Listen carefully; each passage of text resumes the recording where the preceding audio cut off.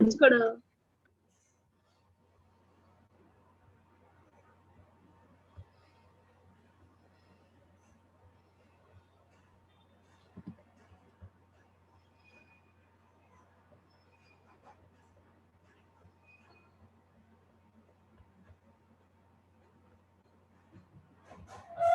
everyone. Yes, sir. Okay, now the next point is conductor and insulator. So these words are familiar to you, na? Conductor, you know, everyone knows conductor, insulator. Conductors are those substances which allow the electric current to pass through them. बराबर है ना? All the metals are said to be conductors because metals allow the electric current to pass through them. Are you there? सुन रहे हैं आप लोग मुझे? Yes, sir. Okay. So what are conductors? Conductors are the substances which allow the electric current to pass through them. इसका मतलब conductor have very low resistance, जिसका resistance कम रहेगा ना वही तो इलेक्ट्रिक करंट पास कर देगा ना. यस और नो? रेजिस्टेंस ज्यादा होगा तो electric current will not pass. So the conductors are the substances which allow the electric current to pass through them and they have very low resistance. As we know, all the metals are the good conductor because metal contain free electron. What does it mean? कल मैंने बोला था ना free electron का मतलब, free electron का मतलब बोला था कल मैंने. The electron, Yes, sir. the electrons which can randomly move from one end of the wire to the next is called or are called free electrons. So all the metals have large number of free electrons, therefore metals are said to be good conductor. For example, silver, Ag is the silver, Cu is the copper, Al is the aluminum. So metals are said to be the good conductor. Now insulator क्या होते हैं? The substances which don't allow an electric current to pass through them are called insulator. जो substances don't allow, the substances which don't allow an electric current to pass through them are called insulator. Why? Because the resistivity or the resistance of the insulator is very very high. So as they have the high resistance, they don't allow the electric current to pass through them. Generally insulator do not contain free electron and therefore they are the bad conductor of electricity. We have many examples like glass, rubber, wood, plastic. These substances don't allow an electric current to pass through them, therefore they are called insulator. Take this screenshot. Very easy to understand. ये हो गया? Yes, sir. Yes, sir. Okay आगे चलते. यहाँ पे experimental proof of Ohm's law था, लेकिन ये एक्सपेरिमेंटल प्रूफ की आपको जरूरत नहीं. आपने ओहम्स लॉ किया उतना ही करना है. वह एक्सपेरिमेंटल प्रूफ करने के लिए हमें कुछ एक्सपेरिमेंट करना पड़ेगा यहाँ पे. तो आप क्या करना है, आपको सिर्फ मैंने जो ओहम्स लॉ जो आपको सिखाया है डायग्राम और उसका जो डेरिवेशन था उतना ही करना है. ये एक्सपेरिमेंटल प्रूफ नहीं करना है. ध्यान में आ गया? Yes, sir. हाँ, सिर्फ जो मैंने ओम्स लॉ का एक डायग्राम दिया था, पहले वाला डायग्राम ओम्स लॉ का, और जो उसका एक्सप्रेशन दिया था वही करो, ये मत करो. ये एक्सपेरिमेंटल प्रूफ नहीं है. आप आगे चलते तो थोड़ा अभी थोड़ा डिफिकल्ट आएगा. ध्यान दो सब. क्या लिखा मैंने? System of resistors and effective resistors. Now suppose we have been given the many resistors. So there are the number of ways by which the resistors can be connected. Number one way is to connect the resistor in series. So यहाँ पे देखो, दिख रहा है आपको एक diagram?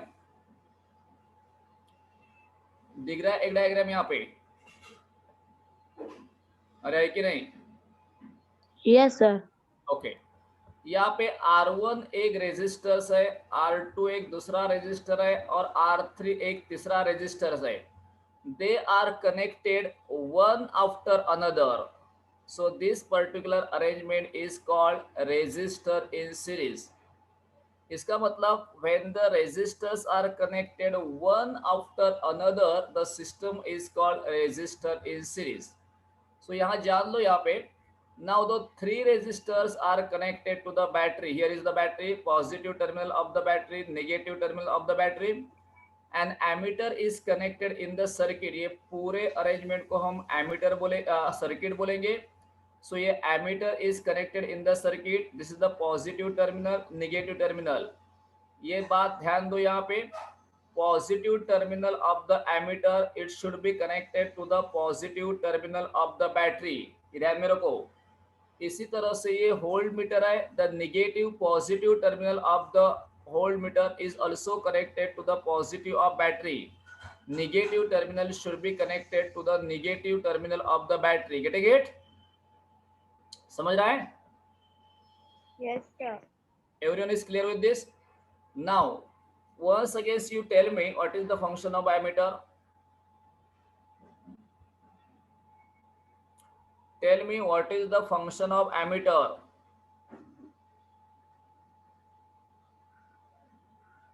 कोई भी नहीं है? क्या कर रहे हैं आप लोग? एमीटर का फंक्शन क्या है? एमीटर का function Neha Patil, what is the function of ammeter? To measure the current flowing To measure in electric current. To measure electric current. And what is the function of voltmeter? What is the function of voltmeter? To measure potential difference. voltmeter क्या करता है? Potential difference. हाँ, अभी देखो यहाँ पे.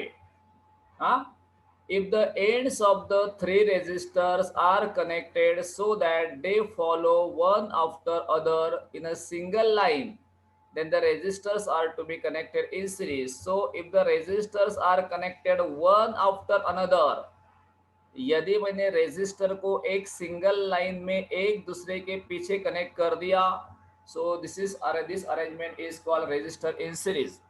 Now in such a arrangement the same current flows through each resistor. The value of current I and the potential difference between C and D is V. If the resistors R1, R2, R3 are connected in series in the circuit, so V1, V2, V3 are the potential differences of every resistors R1, R2 and R3. यहाँ पे देखो मैंने क्या क्या अभी बोल रहा हूँ, ये समझ में आ गया आपको? ये समझ में आ गया?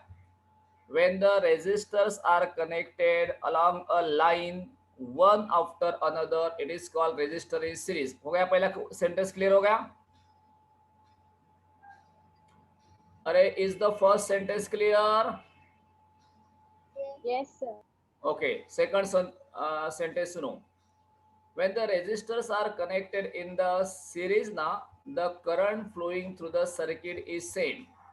यहाँ पे सपोज एमीटर ने करंट मेजर कर दिया, वो आई है. कितना करंट है? अरे एमीटर ने यदि करंट मेजर कर दिया, सपोज ये करंट आई है, एक आई है, एक पर्टिकुलर वैल्यू रहेगी उसको. So I is a current flowing in the circuit. ध्यान में आ रहा है यहाँ पे? Yes, सो sir. ये जो करंट आई है ना, same current flow through R1, through R2, through R3. इसका मतलब if the resistors are connected in series, the current flowing in the resistor will be the same. हर एक resistors में से जाने वाला करंट सेम ही रहेगा. But what differs? किसमें फर्क आएगा? ये जो पोटेंशियल डिफरेंस है ना, तीनों के अक्रॉस मैंने पोटेंशियल डिफरेंस मेजर किया, सपोज वो भी है, ये तीनों को अक्रॉस मैंने पोटेंशियल डिफरेंस मेजर किया तो भी है. लेकिन अभी ये जो टोटल पोटेंशियल डिफरेंस V है ना, वो तीनों में डिवाइड हो जाएगा. चलो यदि R1 को पोटेंशियल डिफरेंस मिलता है V1, R2 को मिलता है V2, R3 को मिलता है V3, then I can write the potential difference, total potential difference is, ये देखो, V is equal to V1 plus V2 plus V3. Got it? What is V1? What is V2? What? Tell me. V1, V2 और V3 क्या है? Tell me. V1, V2 और V3 क्या है? V1, V2 और V3. V1 is the potential difference across R1. V2 is the potential difference across R2. V3 is the potential difference across R3. बोलो Neha Patil. Neha, what is V1? अरे Neha, are you there? Yes, sir. तो V1 क्या है बोल?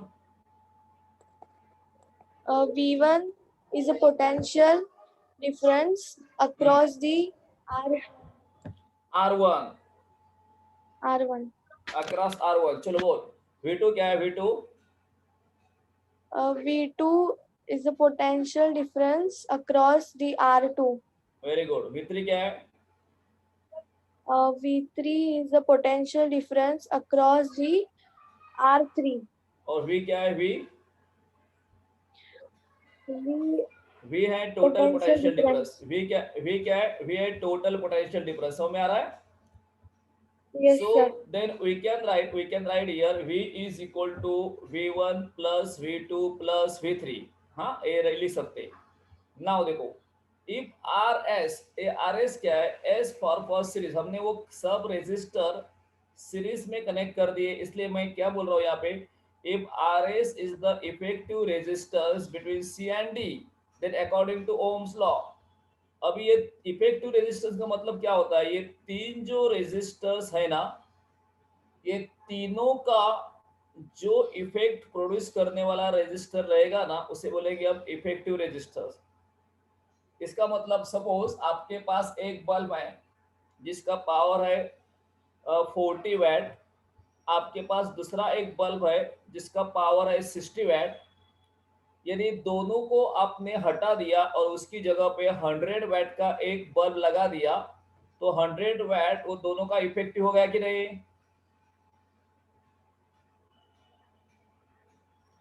अरे बच्चों लोग, क्या बोला मैंने? समझ में आ गया? Hello everyone, did you get what is effective means?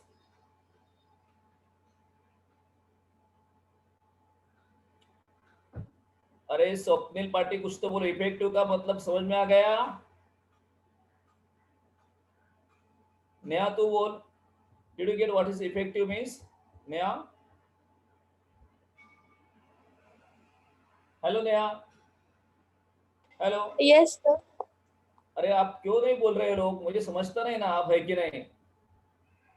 Neha बोलो, इफेक्टिव का मतलब समझ में आ गया आपको? नेहा तू बोल. नेहा,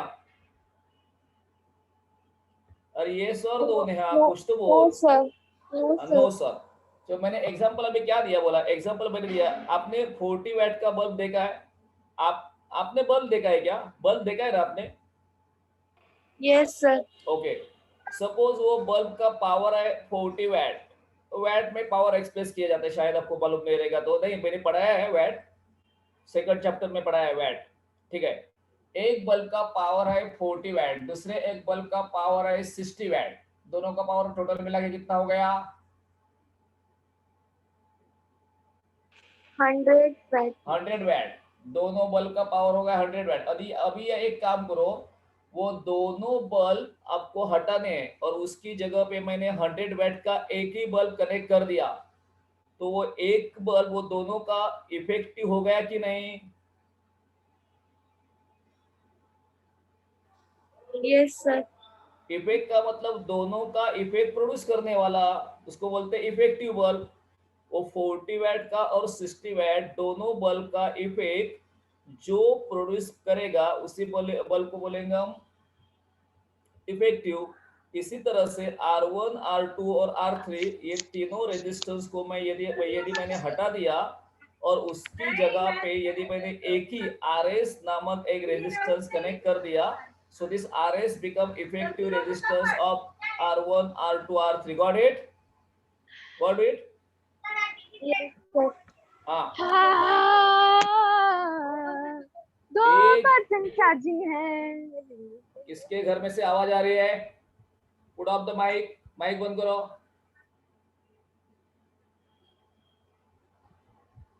और बाकी लोगों को बोलो जरा थोड़ा चुप बैठने के लिए. 10वीं का लेक्चर चल रहा है ना, सॉरी 9 का लेक्चर चल रहा है, बराबर है ना? रहे ना? साइंस का लेक्चर हो रहा है ना? Yes, sir. अभी देखो, ओहम्स लॉ से देखो, ओहम्स लॉ क्या बोलता है, V is equal to I R, ये ओहम्स लॉ था कि नहीं, V is equal to I R, ये ओहम्स लॉ था कि नहीं, अभी देखो मैंने बोला था ना, देखो यहाँ पे V is equal to I R है ना, दिख रहा है यहाँ पे V is equal to I R. Yes, sir. हाँ, this is the formula for Ohm's law. अभी हम ओहम्स लॉ से ये पूरा कंप्लीट करेंगे। ओहम्स लॉ से देखो यहाँ पे V इज इक्वल टू, ये देखो V is equal to I R, लेकिन मैंने S लिखा क्योंकि अपने रेजिस्टेंस सीरीज में कनेक्ट कर दिए। So V is equal to I R S. इसी तरह से V1 क्या होगा, V1 होगा आई आर वन, V2 क्या होगा आई आर टू, V3 क्या होगा I R three. So I have written all this formulae by using the Ohm's law. As per the Ohm's law, V is equal to IR. Yes or no? Yes, sir. हाँ, so V is equal to IR, तो V1 क्या रहेगा IR1, V2 क्या रहेगा IR2, V3 रहेगा IR3 और V रहेगा IRS. Now put this value in equation 1. V in place of V, I write IRS. In place of V1, IR1. In place of V2, IR2. In place of V3, IR3. Now from this side, from all this ना I can be taken common. यहाँ से हम I common ले सकते हैं ना, ले सकते हैं कि नहीं। यहाँ पे I है, यहाँ पे I है, यहाँ पे I है, तो एक I मैंने कॉमन ले लिया। सो ये I और राइट साइड का I, लेफ्ट साइड का I कैंसिल हो जाते हैं। तो यहाँ पे क्या हमें मिला, R S is equal to R one plus R two plus R three, मिला ना। Yes. Yes. हाँ, सो इसी तरह से यदि मैंने instead of connecting 3 resistor n number of resistor connect कर दिए, n का मतलब 10, 20, 100 कितने, देन उसके लिए फॉर्मूला आएगा R S is equal to R one plus R two plus R three plus dash dash dash plus R N. In short, if the resistors are connected in series, यदि मैंने resistor series में connect कर दिए तो circuit का effective resistance बढ़ता है, add हो जाता है। ये आर एस इफेक्टिव रेजिस्टेंस यहाँ पे ऐड हो गया। So whenever the resistors are connected in series, the effective resistance increases. ध्यान में रखो, आपके घर में फैन है, ट्यूबलाइट है, फ्रीज है, ये सब को रेजिस्टर्स ही बोलते हैं, लेकिन आपके घर में ये सब सीरीज में नहीं कनेक्ट हुए हैं, या ये सब पैरेलल में कनेक्ट हुए हैं। यदि सीरीज में कनेक्ट होते थे ना तो रेजिस्टेंस बढ़ता था पूरे वायर का और घर में आग लग जाती थी। तो ध्यान में रखो, आपके घर में ये सब जो रेजिस्टर्स है ना वो पैरेलल में कनेक्ट हुए हैं। Take this screenshot, take this, ये आपको लिखना होता है। Take this screenshot. हो गया, Yes, sir. हो गया, ये भी लीजिए।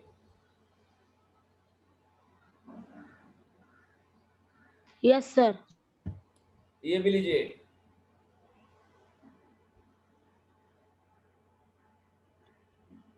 Done, sir.